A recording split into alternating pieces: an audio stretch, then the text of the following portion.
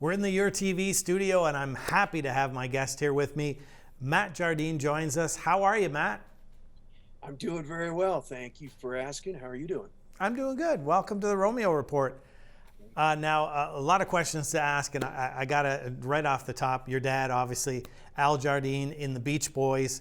What was it like growing up surrounded by the great sound of the Beach Boys? I didn't grow up in LA. I grew up in a place called Big Sur, Central Coast of California, on a small horse ranch. So I kind of had a different type of upbringing than some of my friends that were living in LA and in cities. I was out in the middle of the boondocks, around horses and animals. Oh, wow. So when my dad would come off the road, he would never really play a lot of music. His ears would be tired, his whole nervous system would be shot. And so I just remember hearing a lot of classical music and things like that, but we were so far removed from everything that we were kind of outside of pop culture. I missed huge chunks of pop culture growing up, because Big Sur is like living on the far side of Maui or something. I mean, you're just, yeah, it's like the Colorado Rockies meet the ocean. It's really quite picturesque and beautiful, very remote. And we got one channel of TV, no radio. It's like that type of scenario there. Take us to the time, I know you were very young at the time, probably just being born or whatever, when Pet Sounds came out. But the first time your dad said, "You got to hear this," what did you think? There was no first time with my dad playing it. I mean, again, it was just kind of like, when he was off the road, he was not really in Beach Boy mode, and as a result, I was kind of not in that world either. And I really didn't even know the words to a lot of the songs until like I was in high school. I mean, people would quote me all day, and I'm like, "What are you saying? What are you talking about?" So first to California Girls, I had no idea. I mean, I knew the music backwards and forwards in my head, but just I never paid attention to the lyrics and stuff.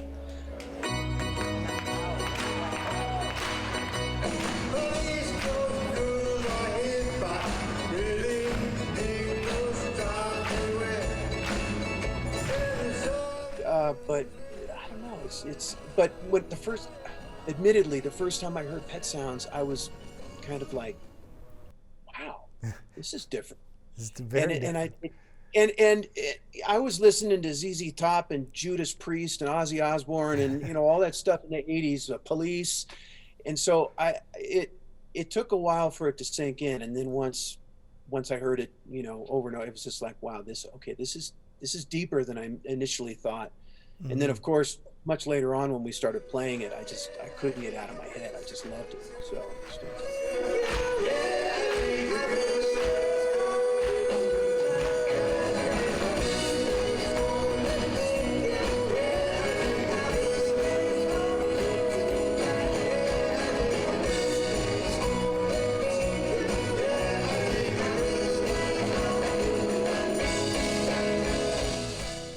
You kind of, you did different things on the road with the Beach Boys, and then eventually started working with your dad and Brian Wilson. Tell us how you got into being on the stage with them.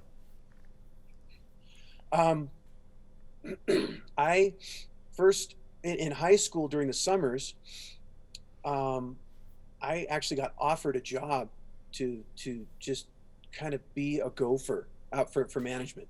And that's how I got my foot in the door. And so I'd be doing luggage and tipping drivers and grabbing bags, and wardrobe bags out of dressing rooms, during the encore of the show, and making sure they're in the right limos and the right vans and the right parts of the bus. And just kind of all that little stuff that, if it falls through the cracks, could be disastrous, while much bigger things are happening, like negotiating and dealing with promoters and things like that, which the higher ups in management were doing. But and then it just, John Stamos was out on the road at the time, and it was during a writer's strike. It was during the whole Kokomo time. When the writer's strike ended, he went back to work on Full House, and then there was no one left playing percussion. And so I was approached and said, hey, you know, while you're not doing anything, while we're up on stage, which is funny, we need you to come up and Oh, play wow. Sleigh Bells on God Only Knows and the timpani on Wouldn't It Be Nice, and you know, just little thing, the tambourine part, you know, the four on the floor tambourine part, you know, and the courses of Good Vibrations and things like that. And so I had to try to plan my showtime schedule out. It's like, okay, how far to the Vans do I have time to make it back to do Wouldn't It Be Nice, which I did miss a couple of times. It stopped the whole band. The whole band stopped and looked at the timpanis, and no one's up there because I'm supposed to be there, but I'm out talking to van drivers or something, you know. So just and then they said, my voice is tired, I need you to sing, you know. And pretty soon it just kind of started to build. And of course I'm learning the whole time I'm up there, because I don't have any harmonies and all that.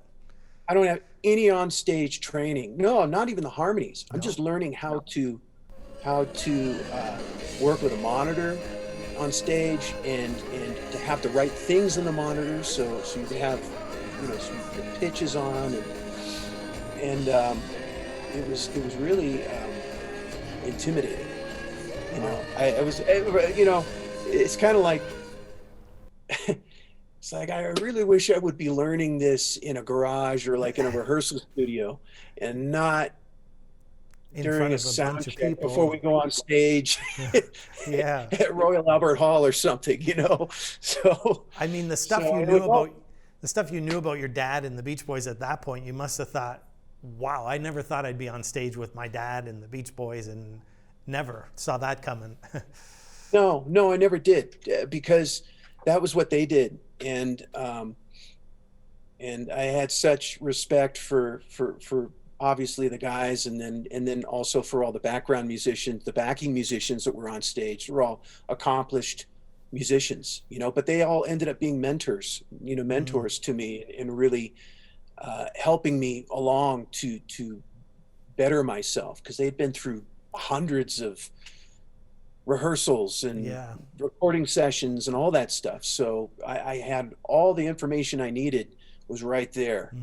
And I just had to learn how to ask. And sometimes I didn't have to ask. Sometimes they came to me and said, hey, you really need to play it this way. Or you ever think about singing it this way? This is how Brian used to sing it, or how Carl used to, would sing it, or, whatever. So that's good. And now that you've learned all the monitors and the stage presence, and you got it all going, and I've seen clips, it looks great. What's your favorite song, your favorite Beach Boy song to sing on stage? There's a lot of them. I mean, it's, I would probably say God Only Knows. That's a great one. In My Room? In My Room. That's a good one.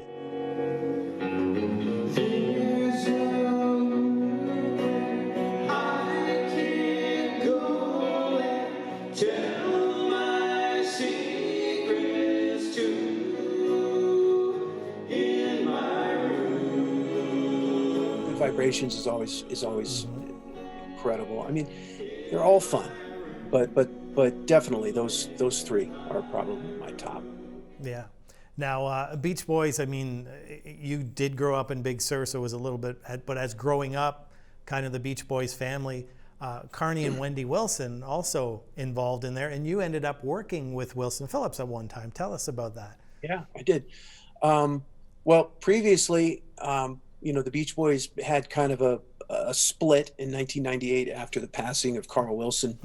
And then my dad went out and did his own version of the Beach Boys for about a year and a half.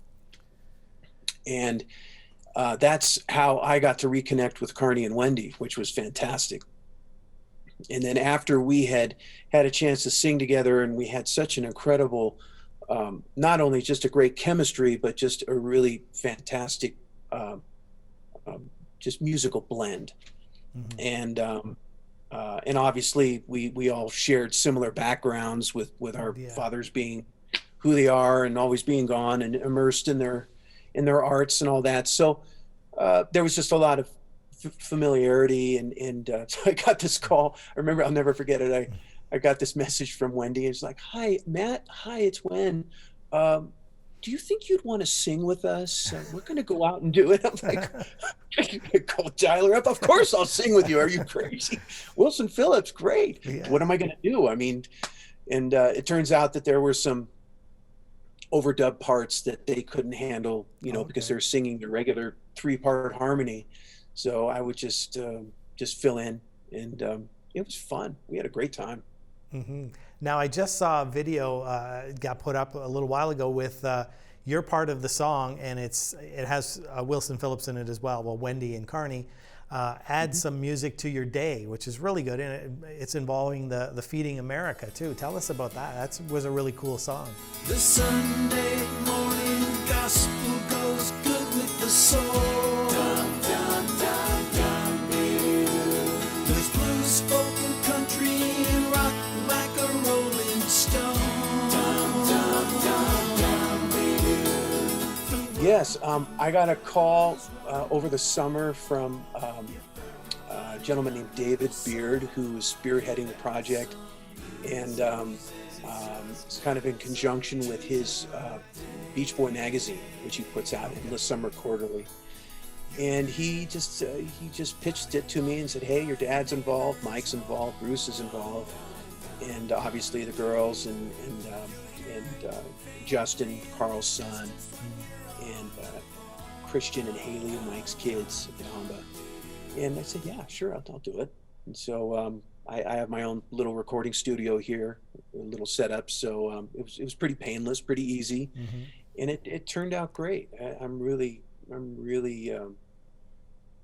proud, because it's funny because the week leading up to that, I've been seeing so much on the news about the long lines of cars and of people going for food, you know, and it was really just, I couldn't shake it. It was really disturbing, and so the fact that this project will come up right after seeing all of that, and then we're able to make a contribution is awesome. Yeah, and it's a great message now, what we're in. I mean, I love music. I always have to have music on when I'm at home, I'm at work all the time, and to put a little music in your day just brightens it. Yeah. Bring back a song and have fun.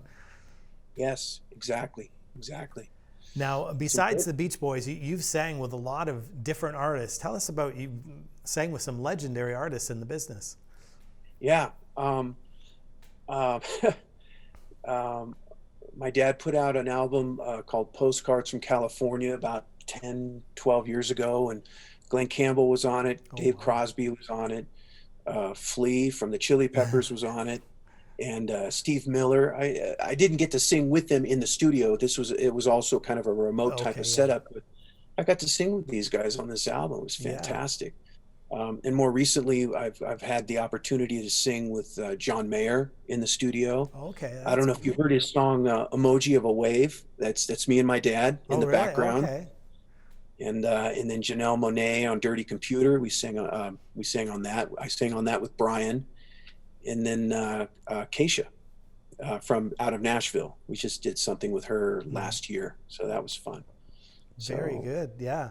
And now, obviously, pandemic is on right now, but post-pandemic, there's hope that the Brian Wilson Tour 2022 in Europe will continue.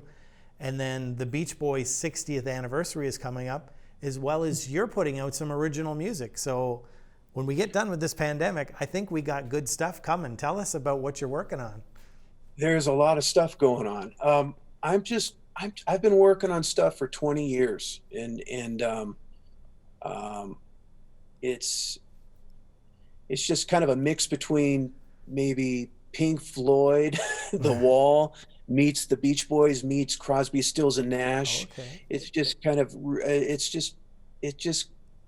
just right from here, you know. I'm not interested in being in the top 1% of the musical hierarchy.